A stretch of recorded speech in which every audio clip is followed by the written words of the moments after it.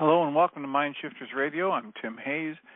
I'm your host for the first hour, and today is Wednesday, March 31st, 2021.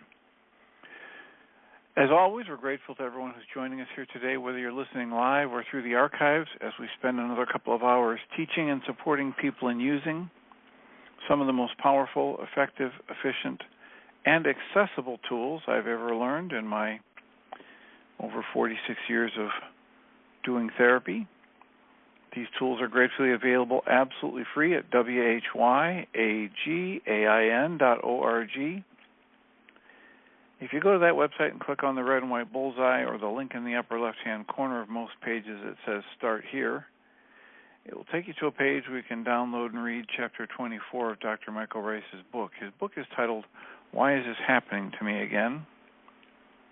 And that chapter of that book contains a narrative description of the primary tool in this work. That tool is the Reality Management Worksheet, sometimes called the Reality Management Wake-Up Sheet. And it's a tool I've been using to great effect for the past 16 plus years to improve the quality of my life and relationships and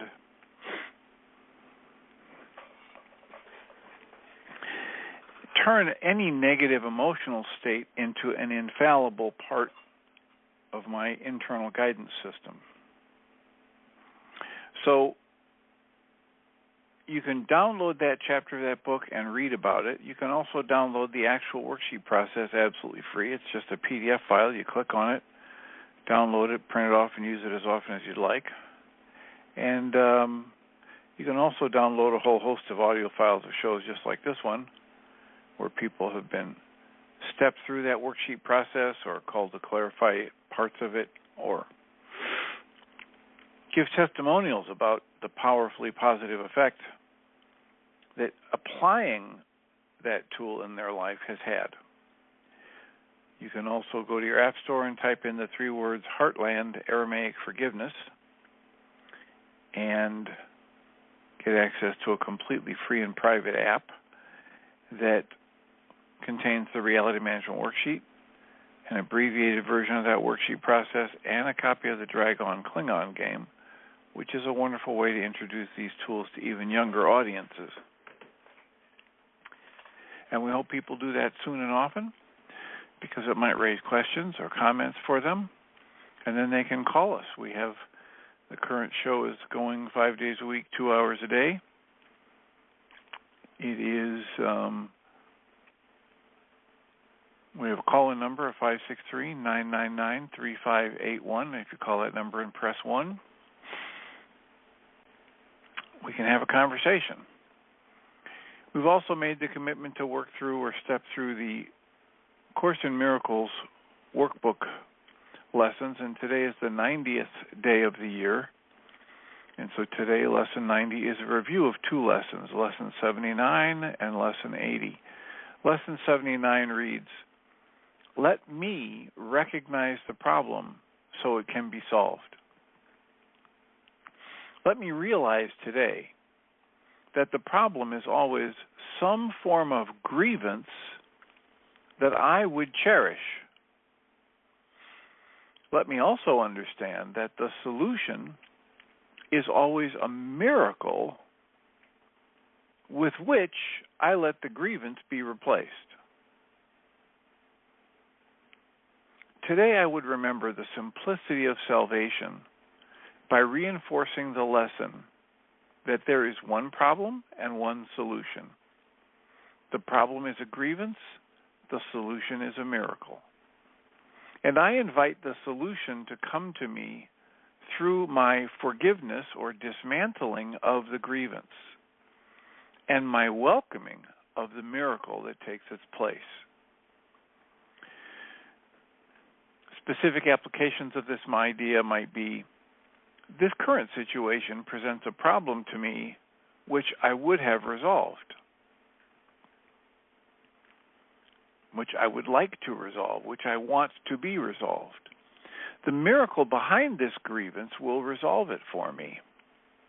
The answer to this problem is the miracle that the grievance conceals. Lesson 80's review is, let me recognize my problem's have been solved. I seem to have problems only because I am misusing time. I believe that the problem comes first, and time must elapse before it can be worked out.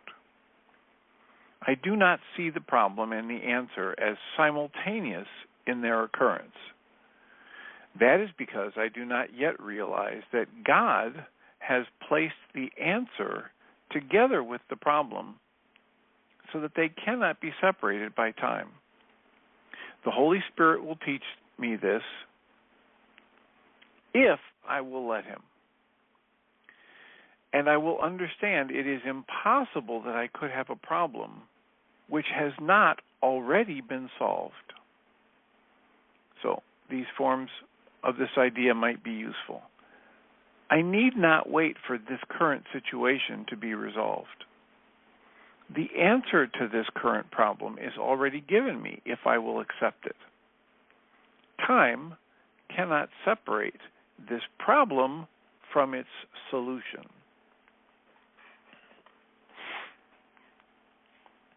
We're also working through the Course in Miracles experiment book by Pam Grout, and her chapter 90 is titled, No Problemo. She quotes Adyashanti as saying, this idea that there is a problem, that's the wild hair in the ass of humanity. The need to know is it's impossible to have a problem that has not already been solved. She suggests the song Beautiful World by Colin Hay. And when you think everything's gone wrong, Pam writes, if you've been hanging out at the party disguised as this book, you already know my favorite practice in all the world is gratitude. I practice gratitude nonstop. I notice that when I don't, and when I start thinking something's wrong, that some person doesn't love me enough, or that I'm not worthy of this or that, my thoughts take a big dip toward darkness. In Lesson 90, the last in the review, it lays it all out. The only problem I can ever have is forgetting to be grateful. The Course calls that a grievance. As I become more aware of each tiny grievance, those subtle messages that still run very quietly in the background, and as I return to gratitude, I get closer to that truth I always talk about. The biggest secret in the world is we all really love each other. Last night, while dancing on the roof with my beautiful friends at a spiritual community in Mexico, I looked out over the stunning Lake Chapala landscape and realized I was so in love, so happy, so who I really am. And that's why I get up every morning. I make my intention for an extraordinarily epic day and continuously count my blessings. When I do that, grievances don't stand a chance. So that's Lesson 90, the review of Lessons 79 and 80, and sets us up for the middle of the week, where we finish the review lessons and move on to Lesson 91 tomorrow. So, we have 49 minutes left. There was that short readings today. Plenty of time for questions or comments. As I was preparing for the show today, I thought if no one raises a hand, I will read a little bit from Glennon Doyle's book, Untamed. And there's a section, a small section of the book that she titles Know, K-N-O-W. And she's listing some keys, and this is the second key. The second key is to know. Again, Glennon Doyle, The Book Untamed. And she writes, several years ago, very early one morning, I found myself unable to sleep yet again. It was 3 a.m. and I was wild-eyed, shaky, flailing, grasping for answers like a drowning woman desperate for air. She says, I had just typed these words into my Google search window. What should I do if my husband is a cheater, but also an amazing dad? She says, I stared at that question and thought, well, I've hit some sort of a new rock bottom. I've just asked the internet to make the most important and personal decision of my life. Why do I trust everyone else on earth more than I trust myself? Where the hell is myself? When did I lose touch with her? I clicked on article after article anyway. Distressingly, everyone thought I should do something different. The religious experts insisted that a good Christian would stay. The feminists argued that a strong woman would leave. Parenting articles preached that a good mother thinks only of what is best for her children. All of those differing opinions meant that I quite likely, literally could not please everyone. And that was a relief. When a woman finally learns that pleasing the world is impossible, she becomes free to learn how to please herself. I looked at all those contradictory opinions and thought, if there is, in fact, an objective right or wrong way to handle this, why do all these people have such different ideas about what a person should do? I then had an epiphany.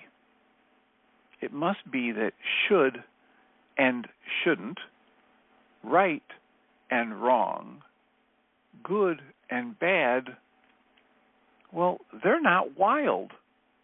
They're not real. They're just culturally constructed, artificial, ever-changing cages created to maintain institutions.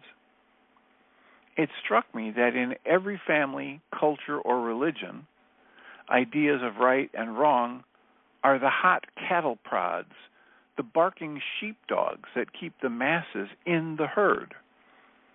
They are the bars that keep us caged. I decided that if I kept doing the, quote, right thing, close quotes, I would spend my life following someone else's directions instead of my own. I didn't want to live my life without living my life. I wanted to make my own decision as a free woman from my soul, not from my training. But the problem was, I didn't know how. A few weeks later, I opened a card from a friend that said in bold, capital, thick black lettering, "Be still and know." I'd read that verse many times before, but it struck me freshly this time. It didn't say, poll your friends and know, or read books by experts and know, or scour the internet and know. It suggested a different approach to knowing. Just stop. Stop moving, stop talking, stop searching, stop panicking, stop flailing. Just stop doing, and you'll start knowing. This seemed like magical nonsense, but desperate women take desperate measures. I decided to experiment. After the kids left for school, I shut myself in a closet, sat down on a towel, closed my eyes, and did nothing but breathe. At first, each 10-minute session felt like 10 hours long. I checked my phone every few moments, planned my grocery lists, and mentally redecorated my living room. The only things I seemed to, quote, know, close quotes, on that floor were that I was hungry and itchy and suddenly desperate to fold laundry and reorganize my pantry. I was an input junkie thrown into detox. I was tempted to quit every second. But I was stern with myself. 10 minutes a day is not too long to spend finding yourself, Glennon. For God's sake, you spend 80 minutes a day finding your keys. After a few weeks, like a gymnast who is able to stretch deeper after each training, I began to feel myself dropping lower during each closet session. Eventually, I sank deep enough to find a new level inside me that I'd never known existed. This place is underneath, low, deep, quiet, still. There are no voices there, not even my own. All I can hear down there is my breath. It was as though I'd been drowning in my panic. I had been gasping for air, calling for rescue, and flailing on the surface. But what I really needed to do to save myself was let myself sink. It struck me that this is why we say to people, calm down. Because beneath the noise of the pounding, swirling surf is a place where all is quiet and clear. Since the chaos stills in this deep, I could sense something there I was not able to sense while on the surface. It was like the silent chamber in Denmark, one of the quietest places in the world, where people can actually hear and feel their own blood circulating. There, in the deep, I could sense something circulating inside of me. It was a knowing. I can know things down at this level that I can't know on the chaotic surface. Down here, when I pose a question about my life in words or abstract images, I sense a nudge. The nudge guides me toward the next precise thing, and then when I silently acknowledge the nudge, it fills me. The knowing feels like warm liquid gold filling my veins and solidifying just enough to make me feel steady and certain. What I learned, even though I'm afraid to say it, is that God lives in this deepness inside of me. When I recognize God's presence and guidance, God celebrates by flooding me with warm liquid gold. Every day I returned to the closet, sat down on the floor littered with T-shirts and jeans, and practiced sinking. The knowing would meet me in the deep and nudge me toward the next right thing, one thing at a time. That was how I began to know what to do next. That was how I began to walk through my life more clearly, solidly, and steady. A year later, I found myself in the middle of a work meeting, sitting at a long conference table. We were discussing an important decision that had to be made, and the team was looking to me for leadership. I felt uncertain. I was about to fall back into my old way of knowing, looking outward for acceptance, permission, and consensus. But when I glanced over and caught sight of the door to the supply room closet, I remembered my new way of knowing. I wondered if the team would mind if I excused myself to spend a few minutes in that closet. Instead, I took a deep breath, and with eyes wide open, I turned inward and tried to sink right there at the table. It worked. I sensed the nudge, and as soon as I acknowledged it, I was filled with the warm liquid gold. I rose back to the surface, smiled, and said, I know what to do. I calmly and assuredly told the others the thing I wanted us to do. The panic in the room settled.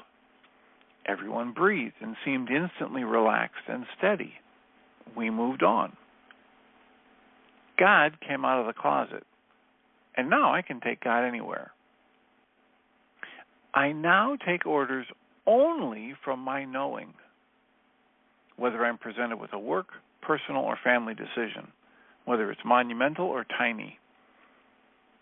Whenever uncertainty arises, I sink. I sink beneath the swirl and the surf of words, fear, expectations, conditioning, and advice, and I feel for the knowing.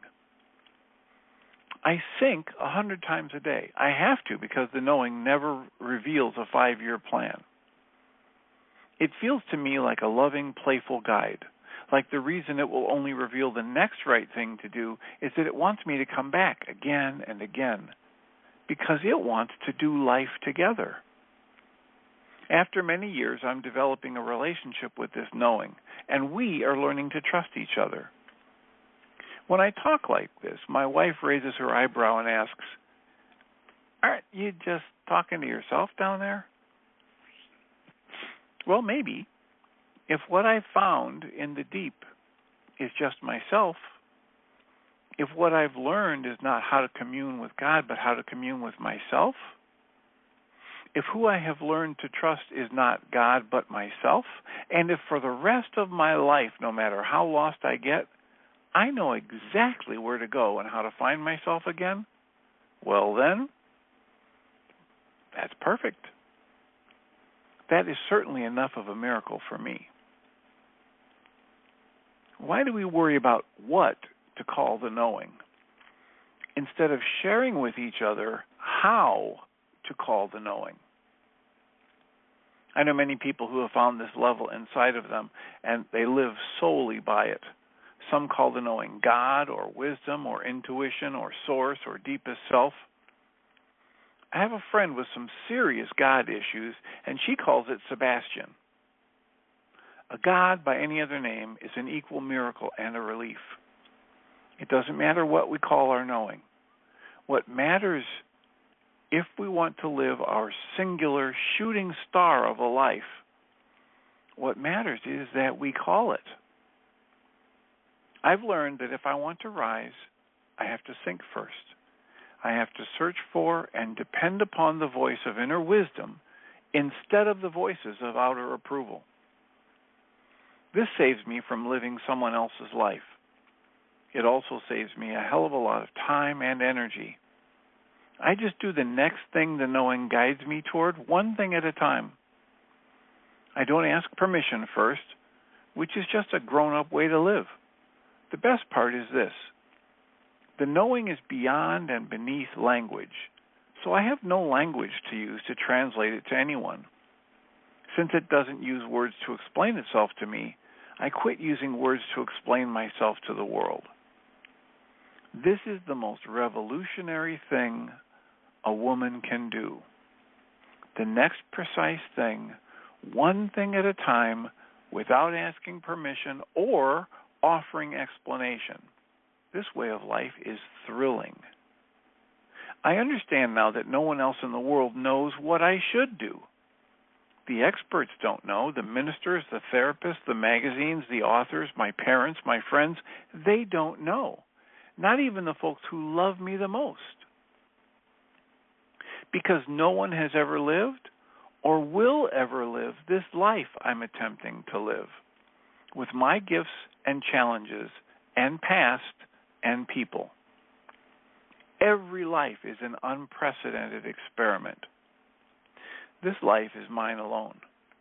So I've stopped asking people for directions to places they've never been. There is no map. We are all pioneers. I have this second key tattooed on my wrist. Be still. It's my daily reminder that if I am willing to sit in the stillness with myself, I always know what to do. That the answers are never out there. They are as close as my breath and as steady as my heartbeat. All I have to do is stop flailing, sink below the surface, and feel for the nudge and the gold. Then I have to trust it, no matter how illogical or scary the next right thing seems. Because the more consistently, bravely, and precisely I follow the inner knowing, the more precise and beautiful my outer life becomes. The more I live by my knowing, the more my life becomes my own, and the less afraid I become. I trust that the knowing will go with me wherever I go, nudging me toward the next thing, one thing at a time, guiding me all the way home. How to know. Momentary uncertainty arises. Breathe, turn inward, sink. Feel around for the knowing. Do the next thing it nudges you toward. Let it stand. Don't explain. Repeat this forever. For the rest of your life, continue to shorten the gap between the knowing and the doing.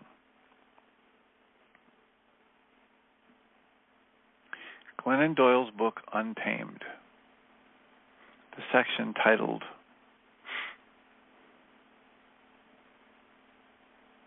Know, K-N-O-W.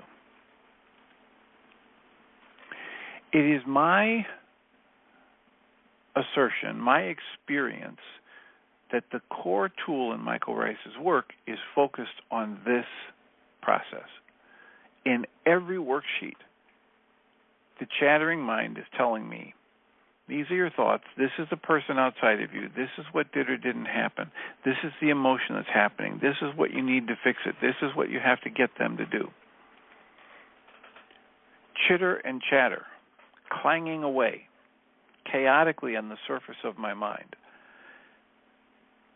And the process of the worksheet is to map that out,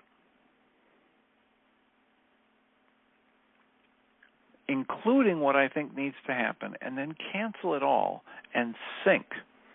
Get quiet and ask to be shown. There's a knowing inside of me that will respond. And this reminds me of The Way of Mastery's 4th chapter, where it talks about, it uses the word desire, and there's this energy of desire, but it's a very subtle energy. It's so subtle that we need to practice awareness of it, tuning into it. And every one of us will find our own specific way to do that.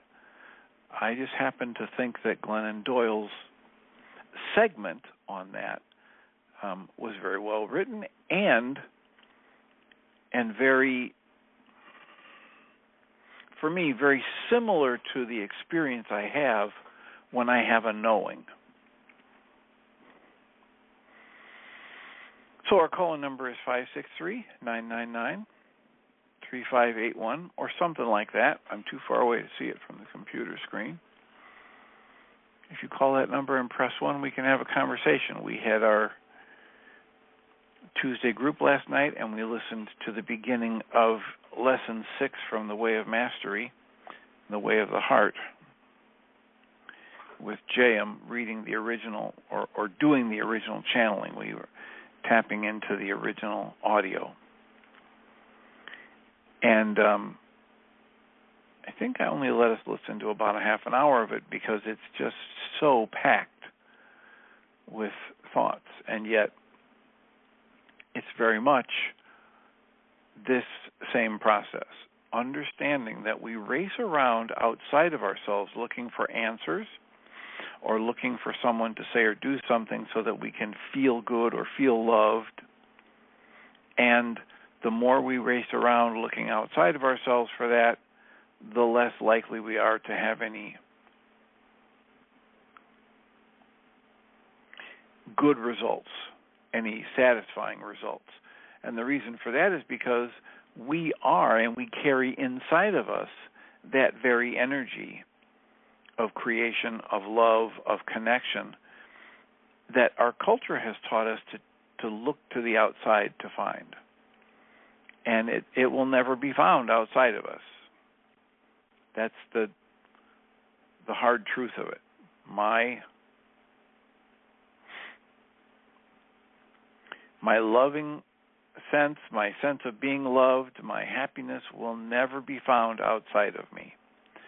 And so that's another reason that it came to me to read this section from Glennon Doyle's book titled Know, because it's all about turning inside and understanding that the source that is beating your heart and digesting your food and keeping your breath moving, that energy, whatever you want to call it, source, God, light, love, whatever, it is what you're made of. It is in you. It's closer to you than your own breath.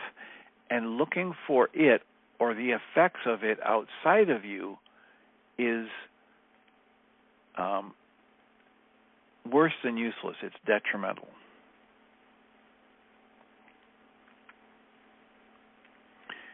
So I will put out another call for people to let us know if you have someone you think we should interview. A book title, I just ran across Mission 22, which is from out in Oregon, and they have a not-for-profit to end soldier suicide. And they've got a full year-long program based in science and nutrition and technology skills for meditating, and they partner veterans with somebody to be their, like a buddy system for the year, to go through this program and build skills, not just talk nicely about things, but build skills for dismantling the effects of their post-traumatic stress and or relieving their depression and moving them further and further away from any place where suicide would seem like a viable option. So I have reached out to them, and I'm hoping that they will connect with me for somebody that could be interviewed. And if you have read of something like that or heard of something like that from somebody on any basic mental health issue or anything to benefit veterans or anything to do with trauma, depression, please let me know. Either call in 563-999-3581 or send me an email at tjh@mindshifters-academy.org. And when you do, I will follow through on that and see if we can't make a connection and further this project.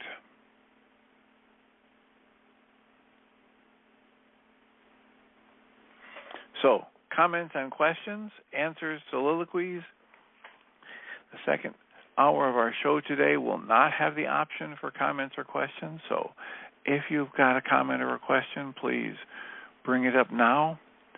The second half of the show will be a replay because stuff is happening in Michael and Jeannie's world, and Jeannie won't be able to be available for a switchboard tour, and neither is Michelle, so we're going to replay an episode. So if you have a comment or a question and you want to bring up a topic, now's the time, 563-999-3581. And the title of the show we're going to play later is The Similarities with Alcoholics Anonymous. And she says it's an hour long. I don't know if she's got a combination of shows or she's just edited one of the past shows where that was one of the topics that came up quite commonly. As for a while there in one of the years of this show, Michael called it Recovery Wednesdays. And so that'll be our second hour. So we've got 25 minutes left. How can we support you? What's on your mind? I'm scheduled to do an interview soon with Jeffrey Bruno, who's a PhD, and he's written a book titled Eat Light and Feel Bright, Microalgae Solutions for Individual and Planetary Health. He has a lot to say. This book, including all the references, is over 400 pages long, so 459 pages. So,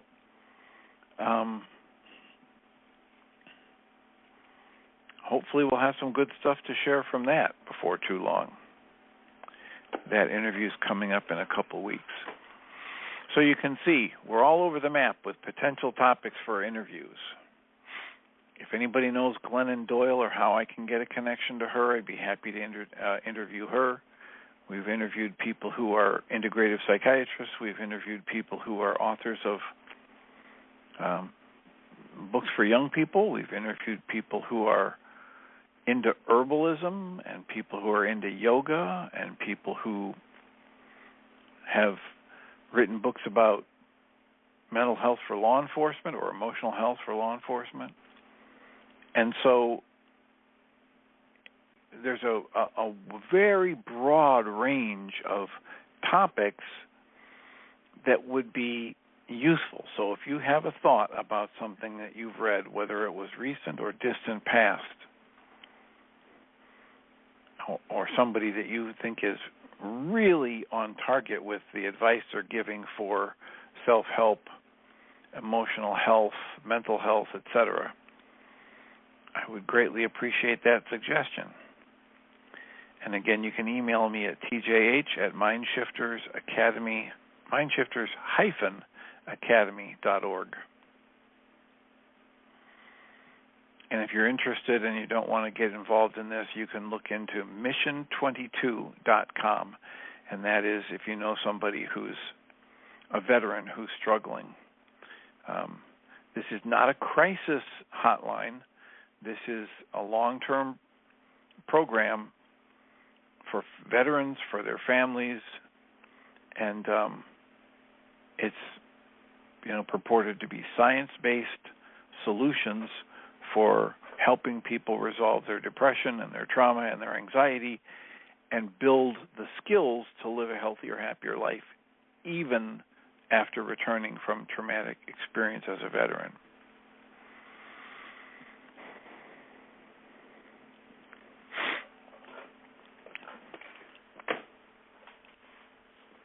So, this is our offering. Go inside, and every worksheet I ask myself, or I ask someone or something more complex and integrated than my conscious logical mind or my normal intellectual capacity, to show me something that's relevant about my current situation. Whenever I have a negative emotional state, I can know instantly that this is what I'm experiencing in this moment is not about what's happening in my life in the moment. What I'm experiencing in the moment is an old tape playing. And if I buy into that old tape playing and or take an action based on that negative emotion from that old tape playing, I am only, always and forever going to make my current situation worse. I can't throw negative emotional energy into my life situation in any moment and expect it to get better. So we are advocating the frequent and active use of the Reality Management Worksheet, and we are hopeful that you will find it a useful tool as we do.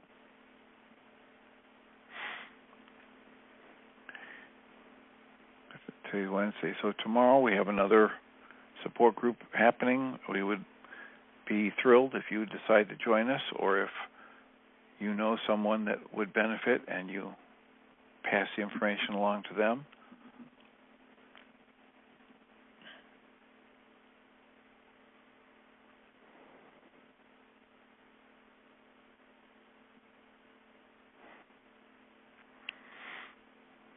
And in any way possible, either use the tools that you have found in this work with Michael and Jeannie, or tools you found somewhere else, to improve your life, improve the quality of your life. Why? Because it is, as Glennon Doyle was talking about in the book I was just reading, it is a one-shot deal. Nobody else has your life. Nobody else is capable of knowing what you should do and how you should do it and when you should do it. No one else has ever lived your life the way you're living it. And so looking to other people as an outside expert for what you should do in your life it's worse than counterproductive. So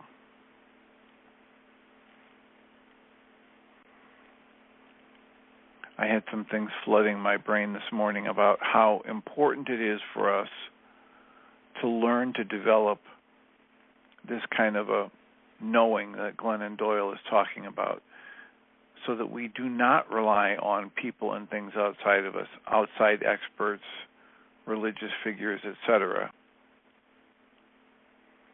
Because, as she says so clearly, no one outside of you can know what is best for you to do in this moment.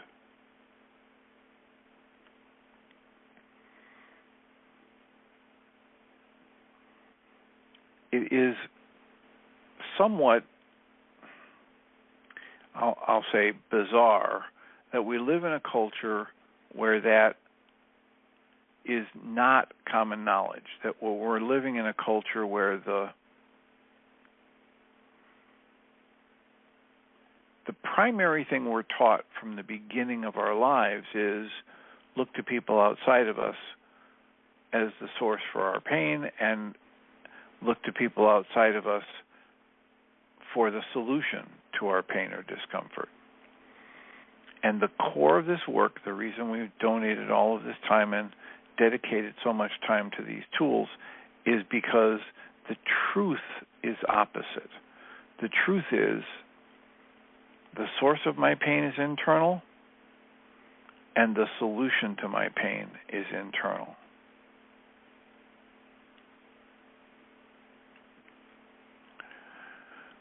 So, the more I practice the use of the tools, the more I train myself to, as Glennon Doyle would say, sink, to get quiet, and to understand that the truth is the answers to my discomfort are inside me. Just as the lesson for today says, as soon as I identify a problem, its answer is contained in that very situation.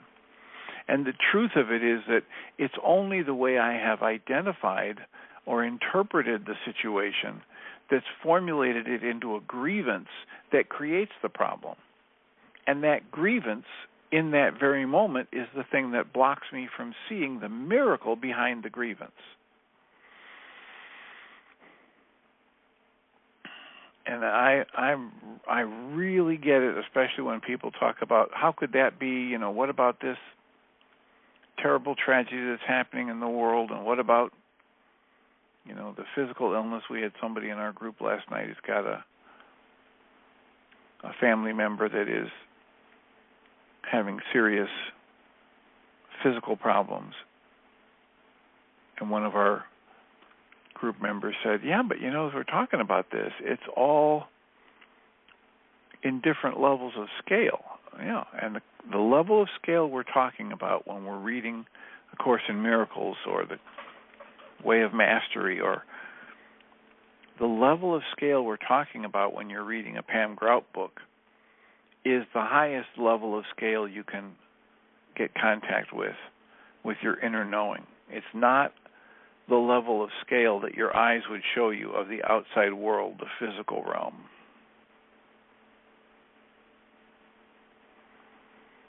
And, comes to mind as I talk about this various times, there's a movie, I think it's called, I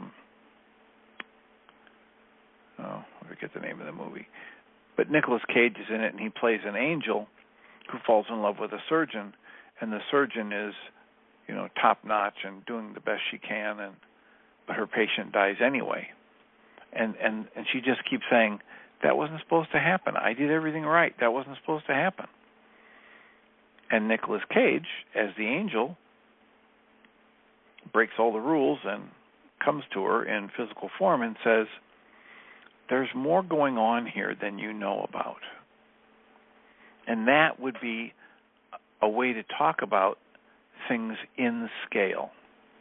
So at one level of scale, I'm here, and it seems like I'm one person, a physical body, separated from the desk and the people across the way in an office and the people down the street in an office. And that's what my senses will show me. My senses will show me countless bits of evidence that I'm separate and that I don't have a connection to other people. But at another level of scale, and with practice, another level of experience I can usher myself into, I can get a sense of the connectedness of all things. Michael Rice was talking about this when he was talking, I think it was Monday, he was talking about all the work he and Jeannie had done over the weekend and breathing, and he talked about how years ago he had an opening, an experience, kind of a God moment, and how long it lasted for several days at least. But it wasn't anything he could have words for. It wasn't anything that his conscious, logical mind could comprehend. And yet, it was as real, if not more real, than anything else he has words for. And that's what we're talking about. We're talking about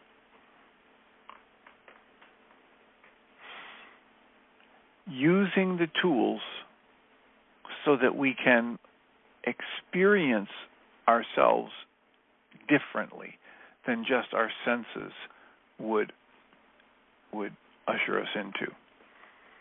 Someone in the chat room has just said that her sound has gone off twice and she's had to go out and come back on. Has anybody else had this? So Susan, just put your hand up. Hi. No, have you been experiencing sound break? No, it's been fine from on my phone. All right, wonderful. Well, hello. What are your thoughts? Hi.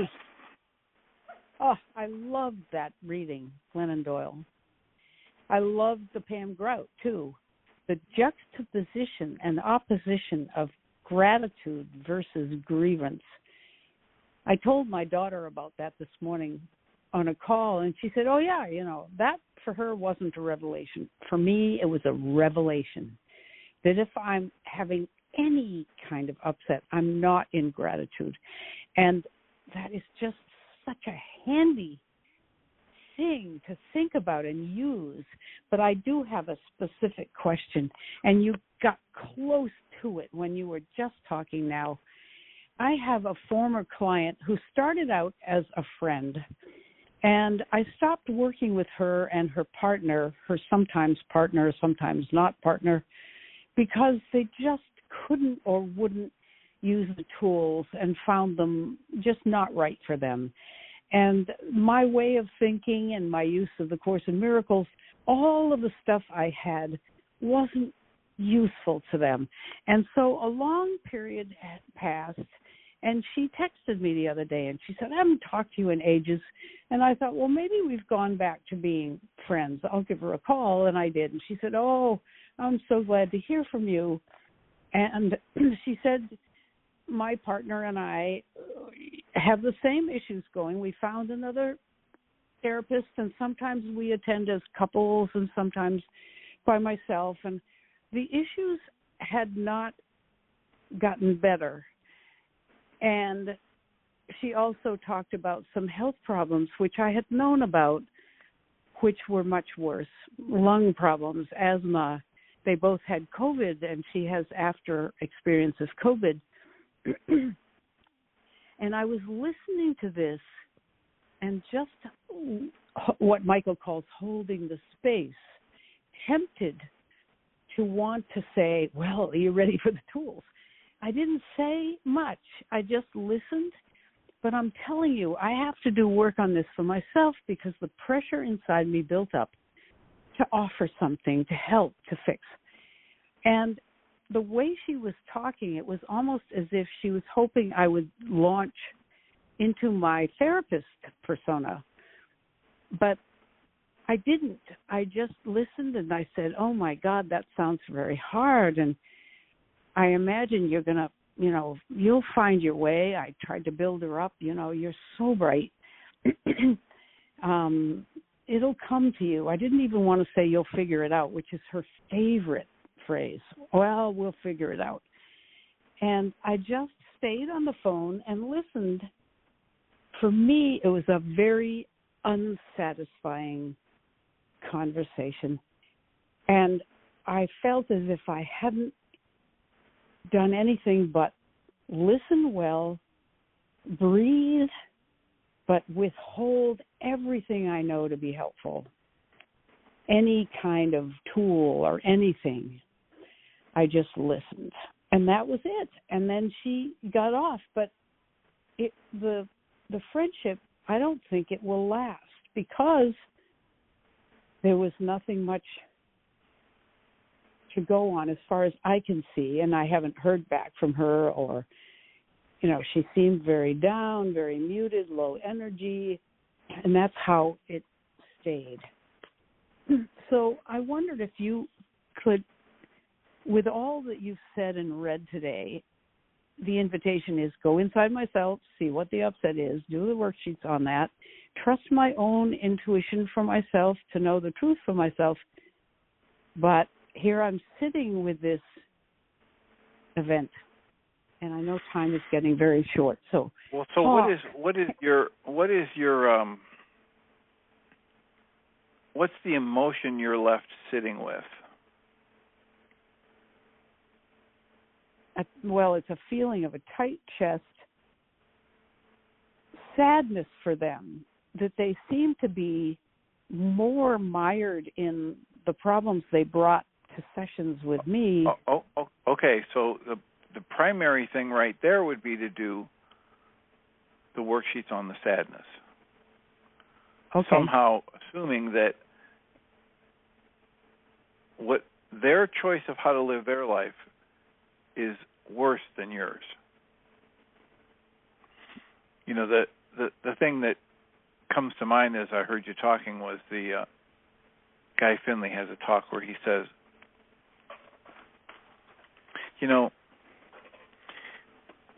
we're amazing in our capacity to be in denial. We can be crying, slobbering in our own juices on the bathroom floor, despondent, upset, our life is a wreck, and the phone rings, and it's one of our friends, and we are instantly the expert in what they need to do to fix it. Okay. Yep. And so the first thing I would encourage you to do is worksheets to dismantle your sadness, because here you are in emotional pain, sadness, and thinking that you've got something that would help them with their emotional pain, but you can't fix your own, or you haven't yet, dismantled your own. So that would be where I would start. Start with your own worksheets to dismantle your sadness. And then, if you want to use the process that Glennon Doyle outlines, where you get quiet and just think and wait for the nudging, maybe you'll get nudged to just leave it alone. Maybe you'll get nudged to reach out to her. But, your infinitely wise inner wisdom will have a better answer for you than anything I could come up with. That's great. Yeah, and there were other feelings, too. I wanted to say, well, no, it wasn't sadness. I wanted to get off that hot seat because you took it away and I could say something else. But it's the same thing. Frustration, a feeling of being unfulfilled, as if we didn't connect. That's all my stuff. Yeah. So the best answer I would have for you would be doing the worksheet process on whatever you would label it in the moment, whatever the emotion or thought would be in the moment. Yeah. And trusting that that's going to, produce more benefits than any preaching to somebody else. And it's only after I get into that calm, centered space and get connected to my awareness of my perfect safety and my miracle of life expressing through me that there's even a chance for something more healing to come out of me. But when I'm coming from my stuff, there's no chance. Boy, that's big. Because I was thinking all along, I'm withholding my best stuff from them. What am I doing? Well, it's like being in love and having it be unrequited. Something wasn't happening. I had tons of goals for them. Couldn't just listen. Let them be. Oh, yeah. Just let them do what they're doing and be what they're being and relish the fact that we're in touch or not. I mean, it could be anything, but you've helped me realize all over again that this sore left arm that tries to hold on to other people's stuff and doesn't let people do their journey, in my mind, they're going to do their journey anyway, starts to rear up again. It's like a trigger response, total trigger response. Ooh, yeah. Yeah. And what I do for myself when that kind of thing happens is I ask myself, either through the worksheet process or the simple asking to be shown, what is this in me I'm running from? Focusing on anybody else in one way or another essentially means I'm running from something of my own. Right. And so I just ask, okay, what are you running from? And then when the issues start to present themselves, I use the tools. Okay. It gets quicker and quicker for you to go to the jugular and put your finger right on it, Dr. Tim. Well, I don't know about you, but it didn't feel like I was trying to kill you with anything I said. But going for the jugular is rather vivid terminology there. Here's hoping it didn't actually feel like an assault, but no, it didn't at all. It's like being brought around. It's like being a horse that forgot that he'd been brought inside the corral. He was out again. And you slung your rodeo rope and got me by the neck and brought me back into the corral. Well, there's something about the neck and the jugular up here for you, so somehow or another it doesn't feel very loving, whatever our exchange was. So I would be happy to help you sort through that. My mother used to say, and free up that energy around your neck, please. My mom's it's okay. favorite phrase is, "You are being a pain in the neck." Okay. There you go. All right. Well, so anyway, we are at the end of our time. And did you have a last comment you wanted to make? No. Yes. Thank you very much. All right. Well, thank you. I deeply appreciate your calls and comments. It always makes it easier to get through the show when there's some input and feedback. And I'll mute you and get ready for the translation or transition to the other second hour. We're going to be listening to a show titled Similarities to AA Programs. I'll remind us all that we come from love. We're made of this stuff we call love. We actually are love, and everything else is false. We'll be back again tomorrow. Blessings. We've been doing all this week with Gail